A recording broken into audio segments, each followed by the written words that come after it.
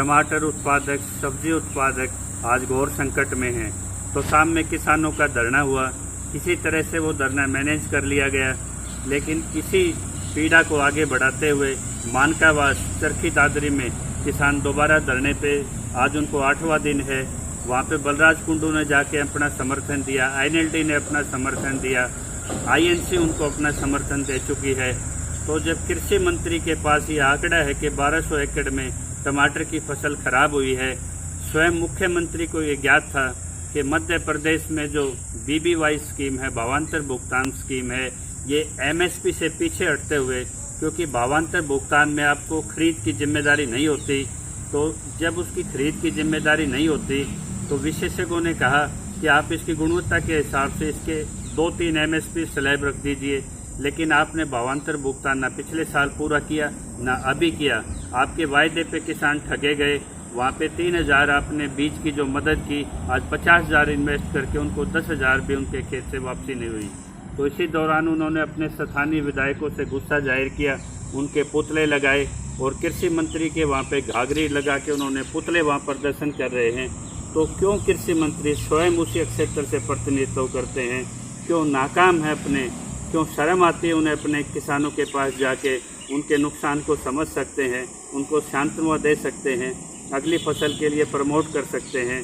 तो किसान के नाम पे जब आर्थिक मदद की ज़रूरत होती है तो क्यों सरकारें पीछे हट जाती हैं?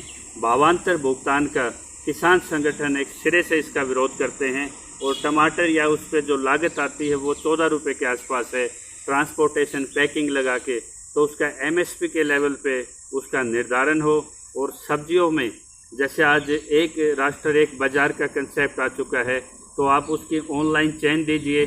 जब 8 राज्यों में वहाँ प्राइवेट खरीद के लिए, खुले बाज़ार खरीद के लिए मंडियों में शेड लगाई गई हैं, तो हरियाणा सरकार इस पर इतनी सुस्त क्यों है? आपको अपने किसान को बाज़ार देना होगा, क्यों आप अपने किसान को खेती से पीछे हटा रहे हैं? जब नुकसान हुआ है, किसान मानता है, आपके नोडल ऑफिसर्स मानते हैं, तो किसानों की ये परीक्षा क्यों ली जा रही है?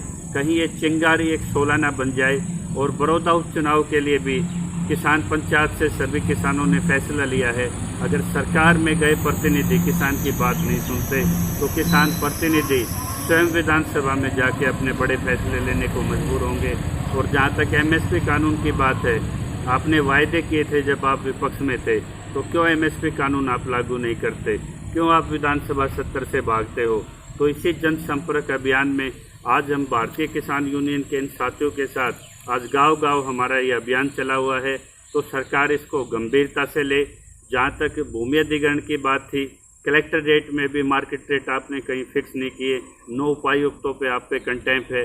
आप भूमि छीनने में तो इतने आगे हैं, लेकिन भूमि जो पैदावार अन्नदाता है उसकी उपेक्षा ये सरकार को भारी ना पड़े।